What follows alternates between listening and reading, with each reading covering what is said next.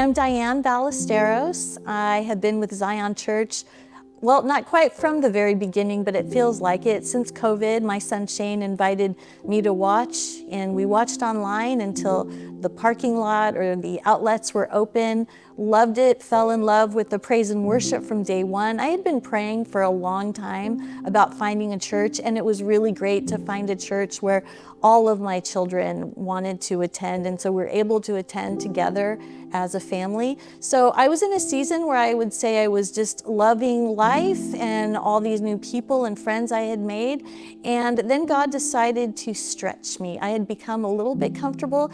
I was in a job where I worked from home, and I've been doing that for a real long time, and then my job kind of overnight went away. We had a merger. I thought I was safe. I thought I was going to retire from this job, but again, God had other plans. So I found myself unemployed, and what do I do, right? Well, Lord, I know what to do. It's time to pray. It's time to press in. It's time to believe for my next miracle, because you know what? This was not the first time this had happened, but this time I got to include my life group and my Bloom team and friends and family members that were aware of the situation. And people are watching, and sometimes it feels like a lot of pressure, but God. So I pressed in, I partnered with the Holy Spirit, and He took me on this journey. That journey included giving. So, normally when you are without a job, you want to hold on to your finances. Well, I had been asking the Lord about planting a seed, because I know that when you plant a seed, God is always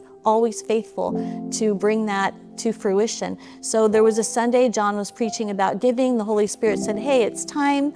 I said, what's the amount? And he said, this amount, to which I did a big gulp, like, are you kidding me? Yeah, that's the amount. Are you going to trust me or not? So I wrote the check. I almost talked myself out of it, but I did it. Well, fast forward a few months later, I got an email about an unexpected, unknown 401k. I honestly thought it was spam at first. Anyway, you guys, it is 3 times the amount that I deposited.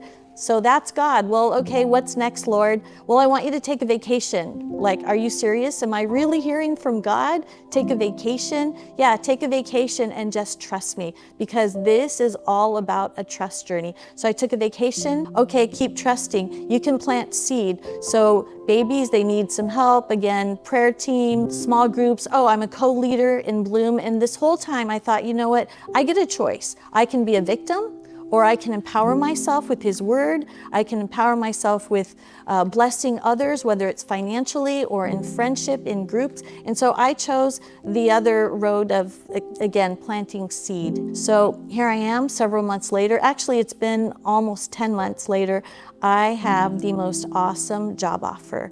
It's more than I could have ever thought, dreamed, or imagined. And it's exactly the amount that I asked for. There was no negotiating salary. It's what God wanted for me in this season. So if you're going through a hard time, if you've been praying for that job and you're wondering, God, where are you? Because I certainly had those moments.